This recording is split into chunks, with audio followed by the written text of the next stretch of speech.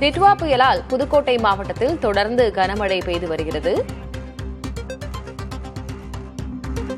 கடல் சீற்றத்தால் மீனவர்கள் மீன்பிடிக்க செல்ல இயலாத நிலை ஏற்பட்டிருக்கிறது. கோட்டைப்பட்டினம் விசைப்படகு துறைமுகத்தில் வரிசையாக படகுகள் நிறுத்தி வைக்கப்பட்டிருக்கக்கூடிய பருந்து பார்வை காட்சிகளை பார்க்கிறோம்.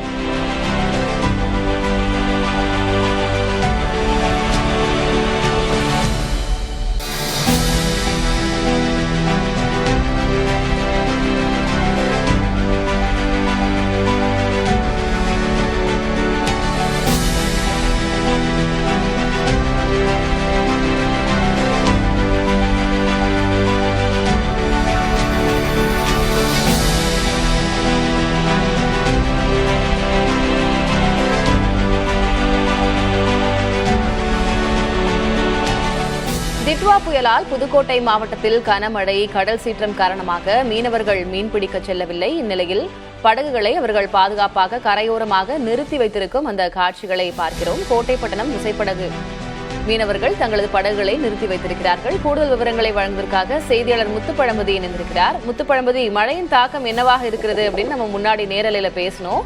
மீனவர்கள் இது குறித்து என்ன தெரிவிக்கிறாங்க? அவர்களுடைய கோரிக்கை என்னவாக இருக்கிறது? திலகவதி, மீனவர்களை பொறுத்தவரையில கடந்த ஒரு வார காலமாகவே அவங்க கடலுக்கு மீன்பிடிக்க செல்லல. ஏன்னா ஏற்கனவே காற்றின் வேகம் அதிகமாக இருந்தது.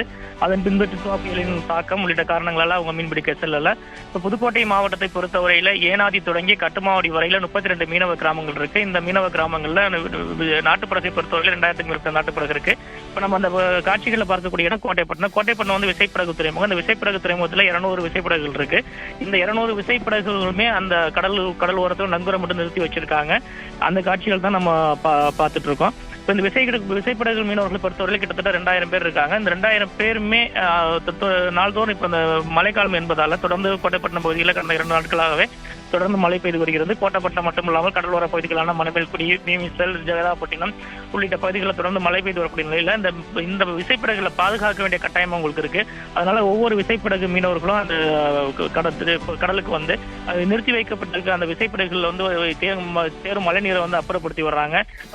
ஒவ்வொரு நாளும் இன்ஜினை மீண்டும் ஆன் செய்து அந்த தண்ணீரை அப்புறப்படுத்தால் மட்டுமே அந்த விசைப்படகு காப்பாற்ற முடியும் என்ற நோக்கில் அவங்க செஞ்சுட்டு வராங்க. இதே போல ஜெகதாப்பட்டினத்திலையும் ஒரு 200 விசைப்படகுகள் இருக்கு. அந்த விசைப்படகுகளும் கடல் ஓரத்தில் நிறுத்தி வைக்கப்பட்டிருக்கு. இப்போ புதுக்கோட்டை மாவட்டத்தை பொறுத்தவரை கடலோர பகுதியில் தொடர்ந்து மழை பெய்து வரக்கூடிய நிலையில கோட்டைப்பட்டினம் மற்றும் ஜெகதாப்பட்டினம் மீனவர்கள் கடலுக்கு செல்லாமல் தங்களது படகுகளை வந்து நங்கூரம் மட்டும் அந்த துறைமுகங்களை நிறுத்தி வச்சிருக்காங்க. திலகவதி, விவரங்களை வழங்கியதற்கு நன்றி முத்துப்பழம்பதி.